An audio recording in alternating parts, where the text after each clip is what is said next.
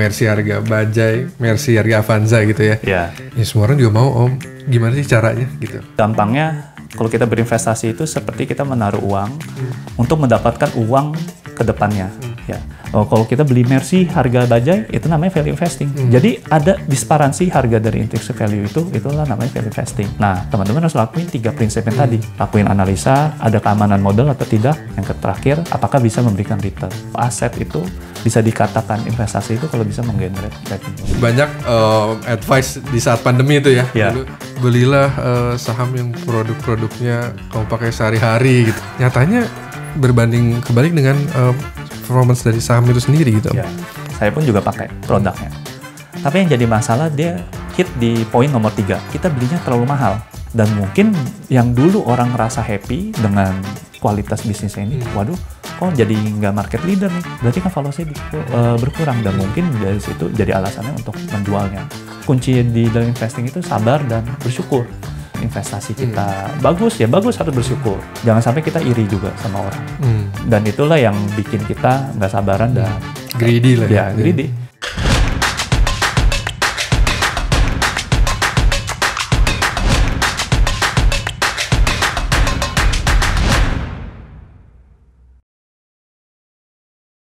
Halo Growiners, selamat datang di Growin Talk, podcast dari Growin by Mandiri Sekuritas yang membahas mengenai finance, investasi, dan juga gaya hidup.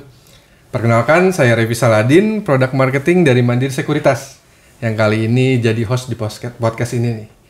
Nah, berbeda dari episode sebelumnya, kalau episode sebelumnya kita mengundang narsum dari emiten, nah kita sekarang kedatangan tamu spesial dari komunitas saham terkece nih. Ini dia Om Sumadi Suryanto, CEO dari Think. Halo semuanya. Apa kabar Om Sumadi? Halo. Oh, jangan panggil Om lah, kayak kesannya tua banget. Kita kalau di Mansak kebiasaan manggilnya kebiasaan Om ya. atau Bro. Bro. Panggil Gitu. Om Revi. Boleh. Apa kabar? Baik banget Om Revi. Kebetulan kantor kita deket ya. Oh iya. Tinggal naik MRT. Iya.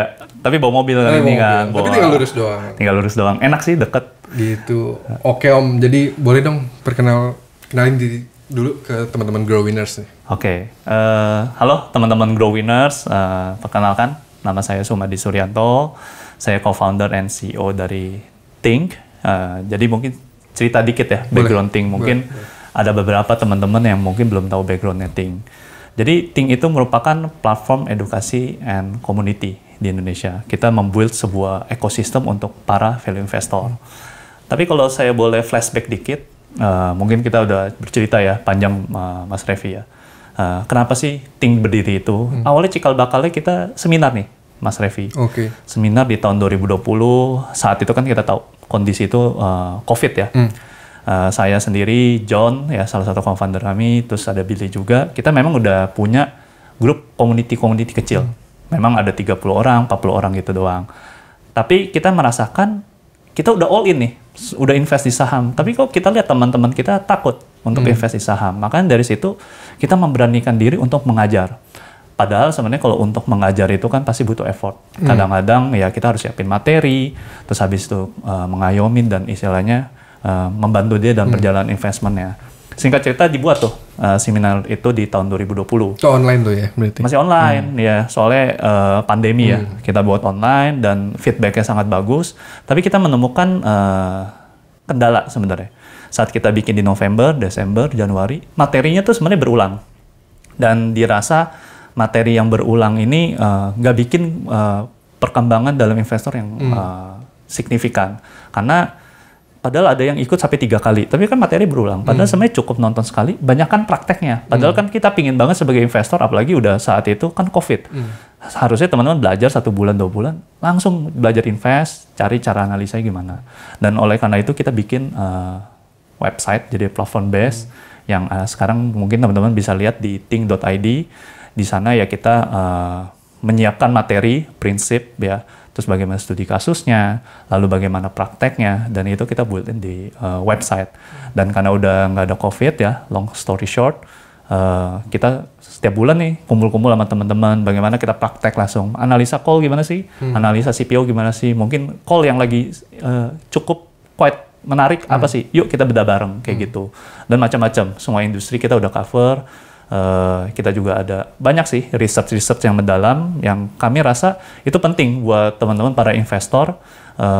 Dalam perjalanan investingnya itu kan kita harus tahu bagaimana kerangka investasinya, prinsip investasi gimana, dan yang paling penting teman belajarnya, tempat bertukar pikirannya. Makanya akhirnya Ting itu berdiri sampai sekarang dan kita terus mau growing juga sama Mandiri juga ya, growing nih, ya kan, growing bareng. Karena at the end kita punya visi ingin menjadi wadah, menjadi ekosistem untuk para value investor di Indonesia. Oke. Setuju Om, itu juga purpose kita juga ya. Yes. Bikin kita mengedukasi lah ya, karena paling penting itu edukasi. Nah tapi kalau kita tadi udah disebutin ya sama Om Sum websitenya ting.id, kalau dilihat apa ya, gue ngelihatnya tuh ini dibilang komunitas saham bisa gitu ya. Dikatakan research group atau research institute ya boleh-boleh aja gitu ya. Tapi yang gue menarik tuh ini nggak ada rekomendasi saham gitu, nggak ada rekomendasi saham. Ini buy side bukan, sell side bukan gitu. Jadi ada di mana sih Om sebenarnya?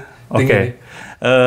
Balik lagi kita bercandaan ya di internal kita ngomongnya share side. Share side. Okay. Jadi memang kita membuat riset sedip anak buy side, yang artinya kita kalau teman-teman jujur deep banget Om. Jadi kayak kita pas video buat analisa satu emiten aja kita mungkin ada sekitar 5 jam, 6 jam, dan satu research terkait emiten aja mungkin ada 50 pages, 60 pages, dan bukan artinya 60 pages ini cukup. Kadang-kadang kita ada additional info juga yang misalnya terkait kondisi terkini, yang memang kita sebagai investor itu yang harus kita lakukan selama perjalanan investing kita. Makanya yang tadi saya bilang tuh, saat seminar kan kita udah cerita prinsipnya gitu, kerangkanya gimana. Tapi dalam perjalanan investment ini kan kita langsung yuk studi kasusnya gimana, apa yang perlu kita analisa. Makanya inilah yang kalau dibilang Ting itu ya education, tapi in meanwhile sebenarnya kita praktek langsung. Praktek langsung yang dimana dengan bersama komunitas-komunitas kita. Oke, gitu. Nice. Tuh kalau boleh tahu membernya udah berapa nih Om? Untuk sekarang ya total yang pernah join di kita member ya itu kurang lebih udah 900 lebih. Terus untuk best one yang pernah kita kan anyway gini, kita tahu untuk jadi anggota komunitas di Ting you need SAM ya, perlu niat, perlu juga some numbers yang buat masuk. Tapi kita juga pengen orang-orang yang mungkin nggak punya dananya tapi ingin masuk bisa lewat jalur scholarship. Dengan scholarship ini mungkin tambah 70, kurang lebih udah 980-an atau itulah yang pernah bergabung di Ting. Mungkin currently yang aktif mungkin sekarang sisa 600-an ya. Karena mungkin ada aja yang udah independent dan wise. Dan tujuan kita pingin teman-teman yang di anggota komunitas kita itu independen dan bijaksana. Jadi mereka bisa awalnya memang kita ajarin, nanti sooner or later mereka udah bisa mencari sendiri, bahkan bertukar pikiran dengan kita. Dan saya sendiri pun terbantu kan dengan komunitas ini juga, karena mungkin aja saya terlalu asik analisa apa, yang satu sisi ada yang analisa di bidang healthcare misalnya, karena anggota komunitas kami juga banyak dokter, lucu juga makanya jadi macam-macam. Backgroundnya ini berbeda-beda ya? Yes, malahan itu yang saya ngerasa keuntungannya kita memiliki komunitas, karena at the end semua orang punya angle masing-masing, dan itu informasi lapangan itu sangat berharga. Dan itu yang mempertajam kita dalam menganalisa sebuah emiten ya. Karena kita perlu pandangan-pandangan expert dari yang pelaku-pelaku usahanya. Oke, menarik banget nih Om. Oke, kalau kita lanjut ke, ya udah pasti kita ngomongin dari tadi investasi saham lah ya. Yes. Kalau ngomongin investasi saham tuh tanda kutip banyak aliran-alirannya nih Om. Iya, benar. Ada aliran day trade, swing trade, ya apa ya, day trade lah ya, dia menyebutkan dia trader gitu. Ada juga yang kalau zaman sekarang nyebutnya gue investor gitu ya, long term investing gitu. Kalau dan juga ada aliran value investing. Nah kalau gue lihat di Ting-nya gitu, Ting site apa tuh di Ting ID itu purpose-nya value investing nih. Yes. Nah boleh dong Om jelasin nih, paling basic banget value investing tuh apa sih sebenarnya? Mungkin sebelum masuk ke terms value investing, saya coba jelasin dulu makna dari investasi dulu sendiri. Sebenarnya simple aja ke teman-teman. Kita di Ting ya senangnya pakai analogi. Sebenarnya gampangnya kalau kita berinvestasi itu seperti kita menaruh uang untuk mendapatkan uang ke depannya. Ya, laying cash out today to get more cash down to the road. Jadi artinya kita taruh uang dapat uang lagi. Itu very simple. Terms investment itu seperti itu. Namun pertanyaannya taruh uangnya di mana? instrumennya di mana. Nah, kalau bagi kami sebenarnya simple. Teman-teman sebenarnya mungkin juga udah berinvestasi. Misalnya beli sawah, mungkin punya kebun, mungkin punya properti, tanah. Itu udah investing karena bisa ada nilai di situnya. Gitu. Terus juga terakhir juga ada bisnis. Jadi kalau kita kategorikan sebenarnya ada 3 doang. Terkait real estate, ya kan? Terus ada farmland yang tadi bisa menghasilkan hasil bumi, dan terakhir bisnis. Nah, mungkin ada yang bilang, oke, investasi mungkin bisa di obligasi. Oke, obligasi bisa juga jadi investment, tapi hati-hati. Debt-nya ini yang di mana? Kalau mungkin debt ori itu masih oke. Yang punya negara. Tapi kalau debt perusahaan berarti itu seperti menganalisa bisnis. Jadi itu lebih kategorinya bisnis lah. Ya. Jadi 3 kategori ini baru bisa dikatakan aset-aset yang bisa dibilang investment. Nah, kenapa itu yang bisa dibilang investment? Karena ada kata kuncinya dalam investment. Tadi kan ada bilang kata later. Kata later ini ada meaningnya waktu. Jadi kalau kita bayangin kita membeli sebuah kebun, kita tambahkan waktu 1 tahun, 2 tahun, kebun itu menghasilkan hasil bumi, bisa menghasilkan uang untuk kita. Tanpa kita harus apa-apain. Bila kita memiliki gedung, kos-kosan, atau mungkin gedung buat sewa, ditambahin waktu 1-2 tahun, kita dapat yield dari uang sewanya itu. Kalau kita punya bisnis, ya tentu dari hasil bisnis dan itu. Jadi, terkait nanti pasar hargain, nanti nilai tanah naik apa enggak, terus nanti nilai properti naik atau enggak, bisnisnya naik apa enggak, lewat pasar saham, itu hal yang lain gitu. Tapi at the end, aset yang bisa dikategori investasi itu yang benar-benar bisa menghasilkan cash ke depannya. Nah, itu yang perlu digarisbawahin dulu.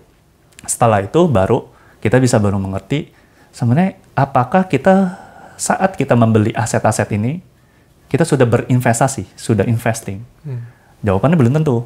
Tergantung teman-teman sudah melakukan 3 prinsip ini apa enggak. Saya jelasin dulu prinsip yang pertama.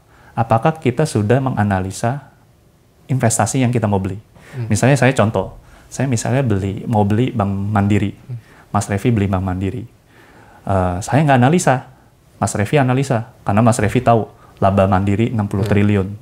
Asetnya ada kurang lebih 2.000 triliun gitu ya. Equity-nya mungkin 200 triliunan. Mas Revi analisa, saya nggak analisa. Mas Revi itu investasi, saya berjudi. Karena saya beli kucing dalam karung.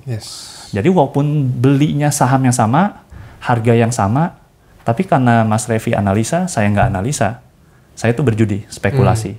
Sedangkan Mas Revi investing. Itu yang prinsip yang pertama. Lalu yang kedua, kita harus memastikan ada keamanan modal. Misalnya saya contoh, tanya Mas Revi. Misalnya saya tawarin Mas Revi, ada gedung nih, bisa hasilin, gedungnya 1 miliar, bisa hasilin nilai 10%. Iya. Mau beli apa nggak? Ya mau dong. Gedung di Indonesia ya? Mau dong. Mau. Kalau gedungnya di Ukraine mau nggak? Enggak sih. That's it. Kalau ada yang beli gedung di Ukraine, berarti ya kemungkinan bisa hilang nih. Nanti kalau dibom Rusia gimana? Jadi saat kita memberanikan beli, walaupun asetnya juga sama nih, nilainya ada returnnya sama. Tapi saat kita ada faktor resiko, ada keamanan modal yang kita hilang, nah itu berarti kita juga berjudi. Jadi yang prinsip yang kedua itu ialah adakah keamanan modal dalam aset yang kita beli, investasi yang kita beli. Itu yang poin kedua. Lalu yang ketiga, apakah investasi itu memberikan return ke kita?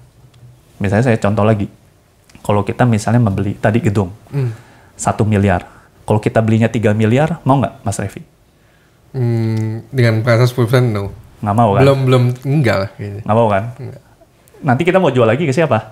Ya kan? Yes. Itu pertanyaan gitu. Tapi kalau ditawarin harganya 500 juta, mau nggak? Mau dong. Mau kan? Diskon dong. Walaupun nggak hasilin per bulan ataupun per tahun, at the end kita bisa menjualnya kembali, mendapatkan nilai return yang mungkin fantastis, bisa 100%. That's it. Jadi saat kita berinvestasi itu, kita harus tahu aset kelasnya apa aja. Saat udah tahu aset kelasnya ini, apakah kita melakukan 3 prinsip ini?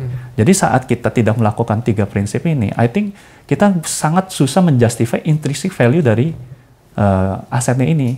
Nah, jadi singkatnya kalau value investing itu apa? Jadi saat kita udah tahu investing ini, saat kita belinya harganya murah, itu namanya value investing. Karena saya mau clearkan gitu buat teman-teman di sini ya, teman-teman Grow Winners ya. Kalau kita bisa membeli intrinsic value yang bagus gitu ya, kalau kita bisa belinya di harga yang murah, Misalnya kayak tadi rumah yang 1 miliar, kita bisa beli 500 juta, itu namanya low risk, high gain. Jadi kalau kita membelikan wonderful business at the fair price, itulah namanya value investing. Kalau mungkin boleh kutip juga, kalau kita beli Mercy harga bajai, itu namanya value investing. Jadi ada disparansi harga dari intrinsic value itulah namanya value investing. Tapi yang jadi permasalahan selalu orang intrinsic value-nya berapa? Nah, teman-teman harus lakuin 3 prinsip yang tadi. Lakuin analisa, ada keamanan modal atau tidak.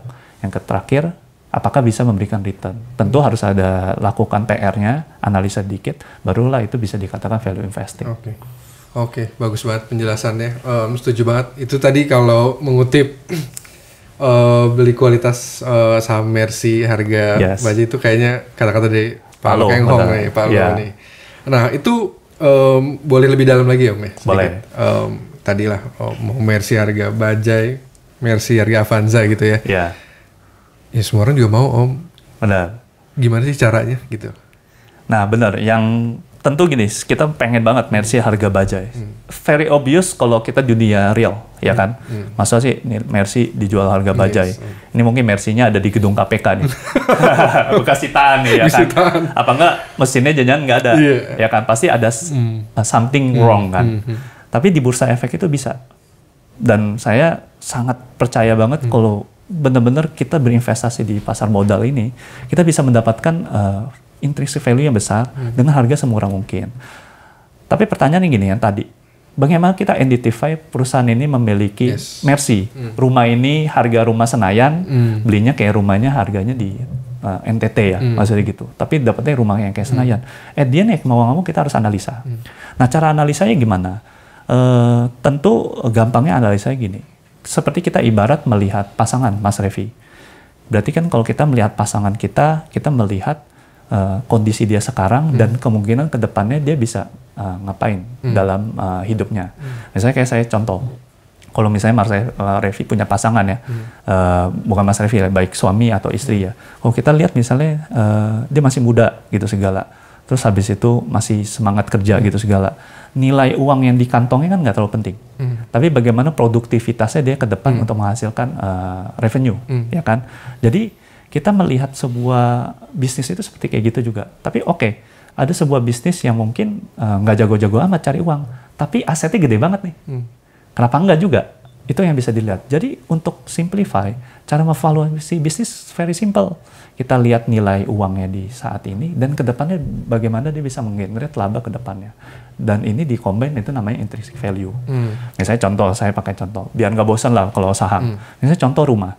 Kita sangat simple banget lihat harga nilai tanahnya rumah pakai apa? Nilai jual objek pajak. Bener kan? Kalau di saham kita lihatnya apa? Lihat aja balance sheet-nya. Asetnya tuh ada apa aja. Tentu harus dipilih-pilih. Asetnya mungkin ada yang beneran gedung, ada yang tanah, mungkin juga ada yang intangible. Mungkin cuma hak cipta atau apa. Ini belum tentu bisa dilikuidasi. Cuma boleh pilih yang likuidasi. Kita udah dapat nilai cash yang sekarang ya. Nilai ke depannya gimana? Nah, berarti kita harus tahu laba tahunannya gimana. Growing terus apa enggak. Dan itu yang kita coba gabungkan. Tentu nilai sebuah perusahaan bisa beda-beda. Ada yang mungkin ngerasa 5 kali PE cukup gitu ya. Ini misalnya saya terms PE biar teman-teman tahu kayak BEP lah. BEP sebuah bisnis. Mungkin flashback dulu dikit ke belakang. Misalnya kayak tadi PE. Mungkin saya mau ceritain biar gampang kita pakai kata break even point. Misalnya gini, saya tanya Mas Revi. Misalnya saya ajak berbisnis warung ayam. Kalau 1 tahun balik modal mau nggak? Mau dong. Oh ya, kalau 3 tahun? Oke, masih mau mungkin. Masih dipikir dulu. Masih dipikir ya? Kalau 7 tahun? No. Tapi kalau yang bisnis yang 7 tahun ini, saya ganti namanya KFC. Yang revenue-nya sekian. Yang warung ayam mungkin cuma ratusan juta. Kalau KFC kan mainnya miliaran. Mau kalau itu. 7 tahun mau. Berarti kita tahu, setiap bisnis itu punya nilai yang berbeda. Dan itulah yang dikalikan dengan laba tahun ini berapa. Nah, dari situlah di-combine, baru kita bisa mendapat nilai intrinsic value sebuah bisnis ya. Jadi prinsip ini, valuasi ini bisa dipakai ke seluruhnya. Karena mau ke tanah, tentu ya tanah nggak hasilin apapun ya nggak bisa tuh future-nya. Tapi kalau dia menghasilkan apel, ya dihitung dong apelnya nanti bisa produksi berapa. Kalau ada gedung, kos-kosan, nilai gedungnya berapa, kos-kosannya bisa berapa, dan itu dinilai. Sekarang uangnya berapa, next dapat berapa, ini sekarang berapa, ini berapa. Semuanya prinsipnya sama, dipakai ke depan. Nah, yang jadi pertanyaan pasti tentu ada orang pasti teman-teman mungkin ada siapapun. Oke, kalau gitu emas gimana? Dolar gimana? At the end kalau kayak yang tadi kuncinya dari investing itu ditambahkan waktu. Kalau misalnya saya beli emas 1 kilo, mau ditambah 5 tahun, 7 tahun tetap emasnya 1 kilo. Yang naik itu harganya. Nah, saat harga naik atau turun, tentu kita udah nggak bisa nebak. Nah, jadi kalau ditanya itu investing, I think sebagai hedging kalau menurut saya. Nggak apa-apa buat nabung emas. Saya lebih cocok nabung emas saja. Tapi kalau cerita investing itu harus bisa memberikan some return. Give back lah returnnya. Apalagi kalau cerita investasi ke dolar. Ini sangat berbahaya sekali kan. Dolar aja, kalau kita beli dolar berarti mengharapkan kurs Indonesia turun. Kalau baru dapat untung ya kan. Bagaimana prediksi juga harga dolar yang naik atau turun. Itu sangat susah. Jadi itu sebagai hedge. Dan mungkin banyak multi aset yang lain yang karena harga naik turunnya dianggap investing. Padahal enggak. Saya benar-benar harus clearkan kalau aset itu bisa dikatakan investasi itu kalau bisa menggenerate revenue. Gitu. Oke, setuju Om. Oke, kalau misalkan tadi bagaimana how to value the company gitu ya Om. Yes. Tapi ini saya ada sedikit challenge sedikit boleh ya Om? Boleh. Oke, let's say kita back to pas pandemi kemarin gitu ya. Ini kita ngebahas value perusahaan ya Om. Ada kok perusahaan yang bagus banget loh. Perusahaan ya revenue net profit jumbo gitu ya Om. Bagus kalau dilihat performance-nya, jeroan-jeroannya di balance sheet ya oke, produknya juga dipakai gitu. Apalagi banyak advice di saat pandemi itu ya. Dulu advice-nya belilah saham yang produk-produknya kamu pakai sehari-hari gitu ya. Kita sama-sama tahu lah itu menuju emiten consumers yang mana gitu ya. Tapi nyatanya pas di trace back kok 5 tahun lah ya, kita trace back 5 tahun kok bisa turunnya terjun banget gitu Om. Ya gimana ya, itu perusahaan bagus. Tapi seperti advice kayak gitu juga, belilah yang dipakai sehari-hari. Tapi nyatanya berbanding kebalik dengan performance dari saham itu sendiri gitu. Nah ini yang makanya tadi yang 3 prinsip itu. Kalau ditanya bisnisnya bagus gak? Saya setuju itu sangat bagus. Saya pun juga pakai produknya. Tapi yang jadi masalah dia hit di poin nomor 3. Karena kayak tadi contohnya, kita belinya terlalu mahal. Saat kita belinya terlalu mahal ini, mungkin waktu itu di masa-masa jayanya 2017 ke bawah ya. Di masa jaya-jaya ini dia punya growth yang bagus. Belum ada kompetitor yang nge-hit market share-nya. Tapi kalau kita misalnya lihat ya, kita tidak sebut emiten ya, kalau teman-teman nyadar ya market leader ini kan makin lama shrinking market share-nya. Dan itu terbukti di laporan keuangannya. Saat laba perusahaannya shrinking terus, ya kan? Sedikit-sedikit, artinya kan kualitas dari perusahaannya berubah. Saat kualitas perusahaannya berubah, artinya kan valuasi perusahaannya juga berubah. Dan mungkin yang dulu orang ngerasa happy dengan kualitas bisnisnya ini, waduh, kok jadi nggak market leader nih? Berarti kan valuasi berkurang dan mungkin dari situ jadi alasannya untuk menjualnya. Karena udah valuasinya tidak baik. Makanya saya bercerita ke teman-teman, saat investing itu bukan masalah kita mendapat uang berapa. Benar kita mendapatkan uang itu, tapi margin of safety-nya buy at discount itu lebih penting. Makanya dibilangnya value investing. Kalau misalnya tadi nilainya memang 1.000, ya belinya 500. Karena bisa aja nanti soon or later, amit-amit. Kalau kita sana analisa gimana? Nilainya bukan 1.000. Kalau nilainya 900 gimana? Kalau misalnya tadi ceritanya Mercy, rupanya kita salah analisa, rupanya Innova. Tapi kalau kita belinya di harga bajai, kita tentu akan masih mendapatkan keuntungan. Bahkan modal kita masih aman. Jadi kalau yang di konteks yang emiten tersebut, saya rasa bukan kesalahan di bisnisnya, tapi nilainya itu sudah terlalu mahal. Bagi saya sebagai value investor, saya tidak berani untuk membeli perusahaan itu karena saya lebih baik pilih bisnis yang punya nilai yang lebih gitu loh, yang bisa memberikan return lebih baik. Misalnya contoh ya, kayak tadi, mungkin dia rasanya PE-nya puluhan ya, let's say anggapnya 30. Kalau misalnya kita cerita bonds, obligasi negara, kurang lebih mungkin bisa kasih 8%. 100 dibagi 8 artinya 12. Berarti setiap tahun dapat bunga 8%, sampai 12 tahun, uang kita jadi 2. Double, berarti dalam 12 tahun. Tapi kalau kita membeli bisnis yang nilainya 30, PE-nya itu 30, 100 dibagi PE 30, artinya kan 3% doang. 3% doang kan. Berarti buat uang kita double berapa? 30 tahun. gitu. Mendingan kita dapetin bunga 8% atau 3%. Apalagi sebenarnya makin lama makin shrinking gitu loh. Jadi kan ini bisa kita buat kalibrasi. Memang saat kita memvaluasi, ada baiknya saat kita udah tahu justify ini, kita pakai titik tengah yang tadi bonds. Oke, dia 12. Bisnis ini lebih bagus daripada bonds atau enggak ya? Kalau lebih bagus daripada bonds, berarti nilainya 12 ke atas. Jadi walaupun balik modal 15 tahun masih oke. Tapi kalau di bawah nilainya lebih nggak stabil dibanding bonds, returnnya lebih jelek, terus perusahaannya lebih nggak stabil, perusahaan cyclical, pasti nilainya di bawah bonds. Mungkin kurang lebih 8 atau 9. Nanti yang nilai kualitas inilah yang dikalikan dengan nilai earnings-nya, kayak bunganya, gitu. Itu cara kalibrasi untuk valuasi. Jadi saat kita bercerita, oke, valuasinya tinggi. Biasa kok di US nilai tinggi, tapi ingat loh, di US itu cost of fund-nya rendah. Biayanya mungkin sekarang bunganya 5%, tapi kan di masa-masa dulu cuma 2%. Berarti 100 dibagi 2, 50. Berarti fund manager di sana siap untuk bayar 50 tahun balik modal untuk bonds-nya. Jadi dia banyak pilihan ke mungkin perusahaan-perusahaan yang kurang lebih return-nya 3%, 4% aja dia seneng. Karena bonds-nya rendah. Gitu, jadi kurang lebih cara kalibrasinya gitu. Oke, mungkin balik ke yang emiten tadi gitu ya. Yes. Berarti dengan knowledge value investing ini justru bisa kasih kita rambu-rambu, bener gak sih? Benar. Kasih rambu-rambu, oh ini this time for exit gitu ya. Itu bisa kayak gitu berarti. Benar. Kayak contoh ya, misalnya contoh kemarin ini kita langsung praktek case yang pas kita COVID ya. Pas kita COVID, itu kan harga batu bara kurang lebih terjun ke $50. Ya kan. Tapi kalau saya tanya, listrik kita di generate-nya pakai apa? Pakai batu bara, ya kan. Terus selain Indonesia, kita import juga ke China. Juga dipakai juga di India. Artinya penurunan harga batu bara itu karena COVID, karena mungkin China lagi tutup pabrik. Saat pabriknya buka, berarti harga batu bara naik. Nah, saat itulah sebenarnya kesempatan emas buat kita membeli saham-saham batu bara. Memang kondisi suram, mungkin ada isunya call sunset di tahun 2020 itu. Tapi nyatanya kalau once ekonomi membalik, kita bisa mendapatkan laba yang besar sekali di situ. Bahkan dari dividen aja mungkin kalau teman-teman ikutin bisa sampai dapat 10%, 20% per tahun. Belum ditambah dengan capital gain-nya.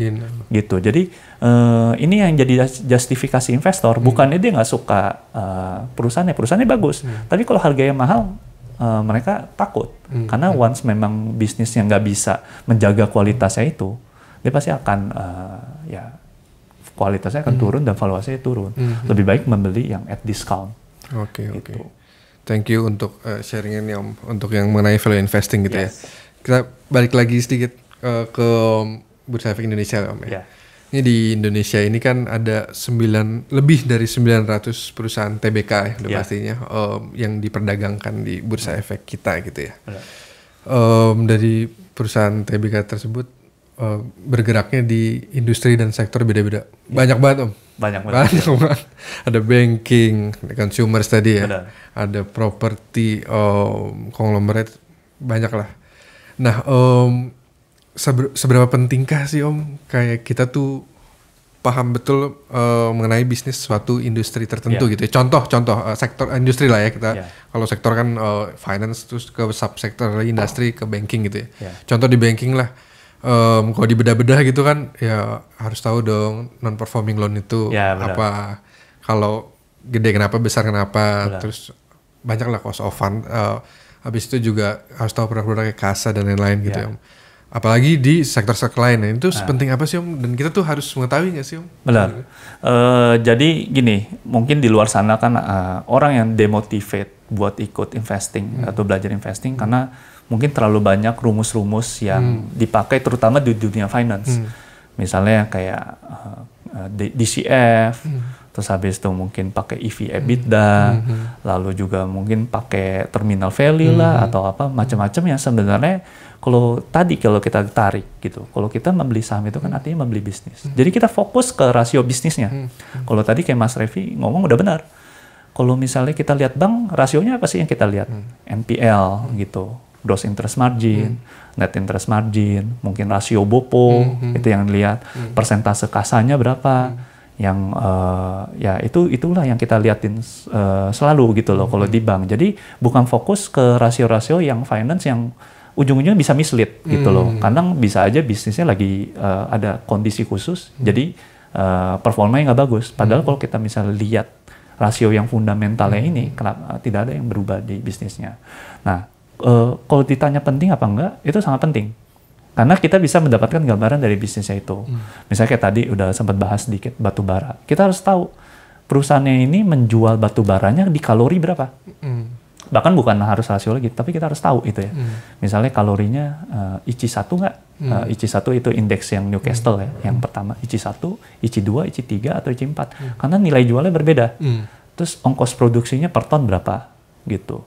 Terus nilai umur tambangnya itu berapa. Jangan sampai kita beli sebuah emiten, umur tambangnya sisa 2 tahun. Kalau gitu namanya cuma boleh 2 tahun dong. Berarti kalau kita mau kali ini ya, earningsnya cuma boleh kali 2, ya kan? Nah ini yang harus dilihat, cek satu-satu, bukan pakai rasio yang lain. Jadi terkadang nggak perlu pakai rumus yang bagus-bagus, yang penting cuma tambah, kurang, kali, bagi, ya sama persentase, itu udah cukup. Tapi pertanyaan rasionya per emiten harus apa aja, ya mau nggak mau harus baca annual reportnya, management highlight yang diberikan oleh manajemen. Nah, cuma kan cerita, saya kasih tips lah buat teman-teman growin ya. Kan banyak banget emiten di bursa efek. Menurut saya ada 3 sektor yang harus teman-teman bisa cover. Yang pertama itu bank, yang kedua batu bara, dan ketiga itu consumer goods. Tapi kalau yang consumer goods ini mungkin nanti juga nggak apa-apa. 2 ini udah harus wajib bisa. Karena consumer goods ini masih ada cabangnya lagi banyak. Ada yang rokok, mungkin ada yang makanan, mungkin ada juga lagi yang consumers yang kayak mobil, itu different juga, rasionya beda-beda. Tapi kalau untuk bank, very simple sebenarnya. At the end kalau kita melihat bisnis kan, ada jual, modalnya berapa, untungnya berapa. Kalau yang tadi kita lihat, misalnya bank, mungkin bahasa terms net interest margin-nya udah pusing. Tapi kan bisnisnya bank apa sih? Uang, cari uang. Uangnya itu kan punya modal. Modalnya itu dari yang nasabah. Kita kasih namanya bunga. Itu disebutnya cost of fund. Bunga yang kita bayar ke nasabah itu namanya cost of fund. Bunga yang kita tagih, yang pinjam kredit ke kita, itu namanya gross interest margin. Gross dipotong cost of fund namanya net interest margin. Udah, that's it. Selisihnya berapa persen? Oke. Dan rata-rata di Indonesia 5%. Gede banget. Ya kan? Tentu ada yang outlander ya, mungkin bisa sampai belasan persen, tapi kan biasanya tergantung loan book-nya ya. Tapi at the end cuma kayak gitu kok. Nah, habis itu kita lihat, oke, loan book-nya isinya apa aja sih? Bisnisnya yang berbahaya apa enggak? Ya dicek lagi lebih dalam. Terus dananya ini cost of fund-nya tinggi apa enggak? Kalau mungkin yang bisa jago mengkoleksi kasa ya, kasa itu apa sih? Kalau tabungan kalian teman-teman, kalau deposito yang dana mahal, kalau orang biasanya termsnya dana mahal, karena bunganya lebih tinggi kan. Kalau yang jago mengumpulkan kasa, pasti cost of fund-nya rendah. Karena ujung-ujungnya ngaruh ke profitabilitas. Dan itu bank menurut saya fokus ke situ aja. Nah, loan-nya ini ada yang harus kita cek. Kan saat kita kasih ini, apakah semuanya kasih bunga? Balikin bunga ke kita. Ada juga kan yang gagal bayar. Nah, ini yang disebutnya non-performing loan. Jadi jangan sampai dia telat bayar, terus kabur. Makanya kita harus cek. Makanya kalau kita lihat bank-bank yang prudent itu, NPL-nya pasti rendah-rendah. Gitu. Nah, misalnya kayak contoh ya Bang, kalau kita lihat perusahaan di mana sih di Indonesia bisa cetak laba sampai 50 triliun ke atas gitu loh. Bank Mandiri, Bank BRI 60T. Bank BCA udah nyaris ya, 48 triliun. Kapan lagi gitu? Bank BNI, Bank Buku 4 juga mungkin 28T, saya kurang lebih segitulah. Ini kan cuma bank doang di Indonesia. Dan satu sisi menganalisa bank itu jauh lebih gampang. Karena kita tinggal mengikuti perkembangan ekonomi aja. Selama kita yakin dengan Indonesia semakin maju, tidak ada kasus gitu ya, maksudnya kasus baik politik maupun ekonomi yang krisis ya. Saya rasa bank itu pasti along the way pasti akan seiring bertumbuh dengan perjalanan ekonomi Indonesia. Jadi itu very simple to analyze. Lalu yang kedua mungkin soal batu bara itu juga gampang. Judulnya aja perusahaan komoditas. Judulnya komoditas itu artinya common goods. Jadi semua orang boleh jualan, nggak perlu pakai merek. Karena nggak pakai merek, jadi kita nggak bisa banding-bandingan harga. Semuanya ada indeks gitu. Mas Revi jualan batu bara dengan kalori 6.000, saya jualan 6.000, saya nggak bisa jual lebih tinggi dibanding Mas Revi karena kualitasnya sama, jumlah kuantitinya sama. Jadi pasti ada indeks. Itu yang perlu teman-teman note. Jadi ada indeks yang mempengaruhi nilai jual dari komoditas. Komoditasnya apapun, you name it. Baik kertas, batu bara, mau sawit, semuanya ada indeks karena komoditas gitu. Jadi karena dari hasil bumi, terus very simple. Tinggal kita lihat produksinya setahun berapa. Teman-teman tinggal kalian sama indeks, very simple kan. Dari situ tinggal dilihat mereka efisien apa enggak. Tiap emiten pasti beda-beda. Tapi tinggal kayak gitu, lihat naik turunnya aja. Dan keputusan investasi yang terbaik bukan belinya pas lagi tinggi-tingginya. Malah kalau perusahaan silikal ini tunggu lagi harganya turun. Mendekati harga modal dia ongkos produksinya. Kayak misalnya kasus di COVID 2020. Kenapa kita yakin untuk membeli batu bara? Karena saat COVID itu udah mendekati ongkos produksi. Kalau saya pengusaha batu bara, kalau saya cangkul jualnya lebih murah dibandingkan ongkos saya cangkul. Apa yang saya lakukan? Mendingan gak usah produksi sekalian, ngerem. Saat kita ngerem, pasti supply-nya turun. Saat supply-nya turun, pasti kurang lebih average selling price-nya pasti naik. Karena at the end supply-nya mengecil ya, basic demand and supply kan. Dan itu yang terjadi. Maksudnya kalau kita tahu cash cost dari semua batu bara, kita bisa tahu kurang lebih, ya memang kita nggak bisa prediksi, karena at some point bisa aja ada perang gitu segala. Tapi at the end kita tahu bare minimum dari perusahaan mau stop produksi apa enggak. Bocoran dikit ya. Kalau di Indonesia ini untuk memproduksi batu bara kalori yang 6.000 ya, ICI-1 itu kurang lebih $80 sampai $90. Jadi kalau harga batu bara mendekati $90 yang ICI-1, pasti semuanya supply-nya akan turunin. Pengusaha batu bara akan ngerem dan mungkin soon or later harga batu baranya mungkin akan lebih stabil di situ. Nanti soon or later akan naik lagi. Karena buat naikin produksinya lagi butuh waktu. Jadi saat itulah baru harga jual batu bara bisa naik lagi. Jadi cara analisanya simple gitu aja. Dan I think dua sektor itu yang perlu. Untuk consumer goods tentu ini panjang nih bisa bisa 5 jam. Dikit aja mau consumer.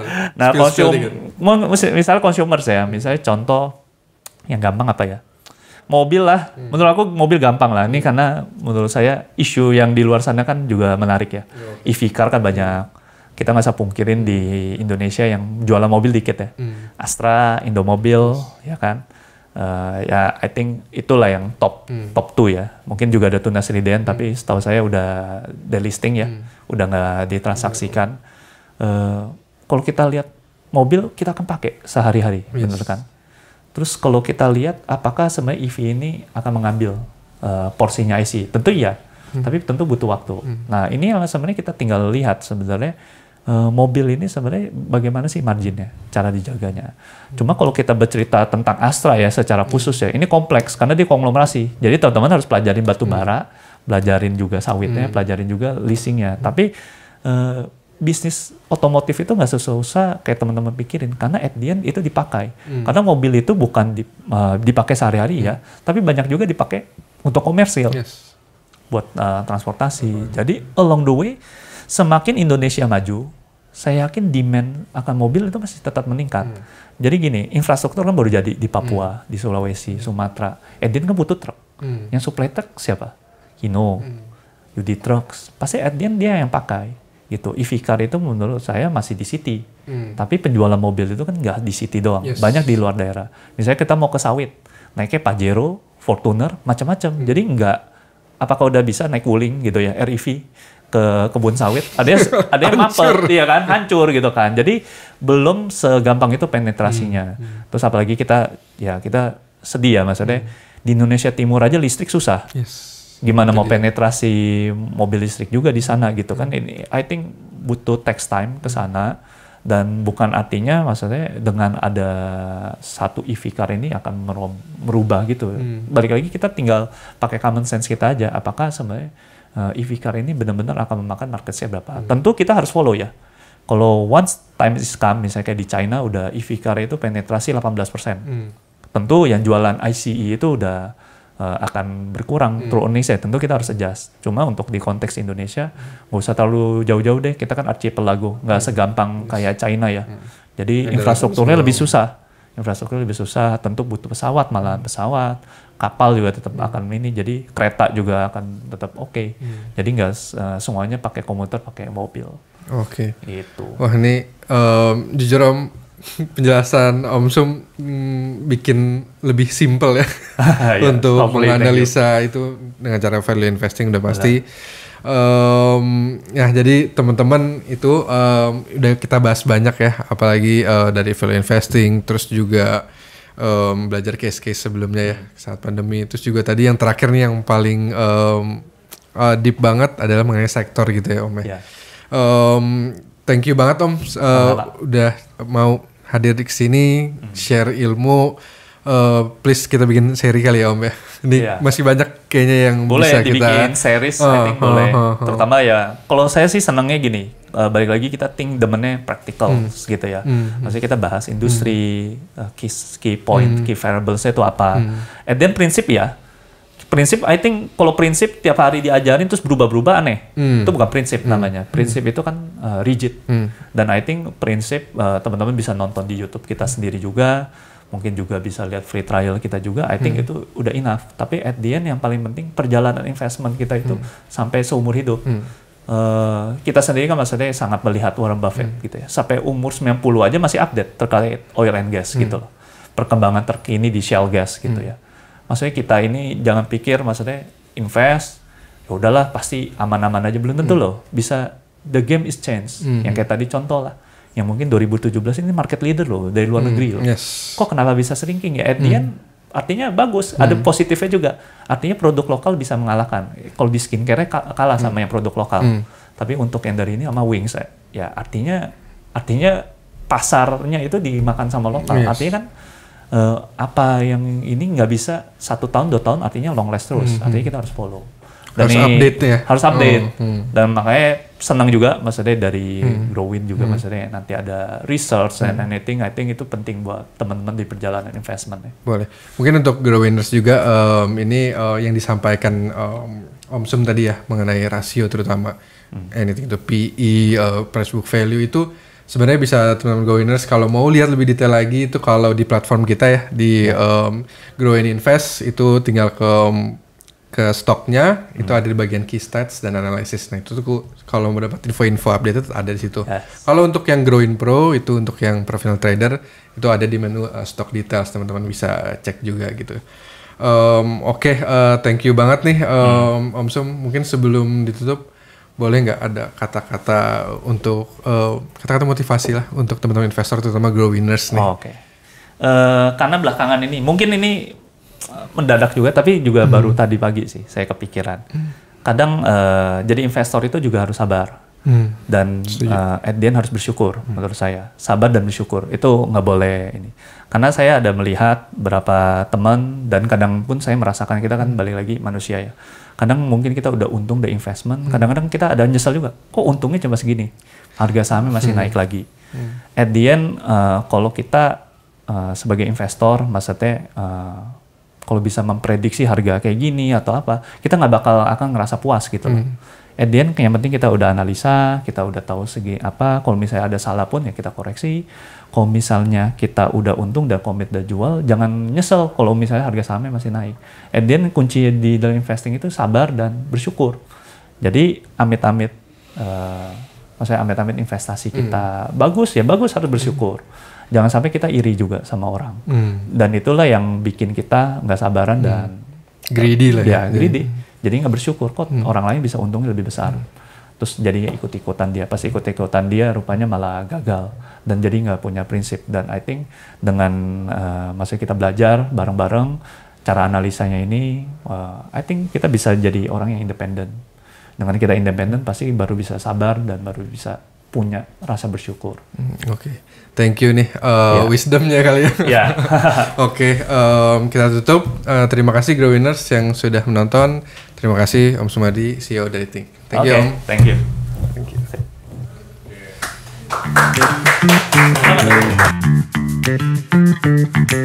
you.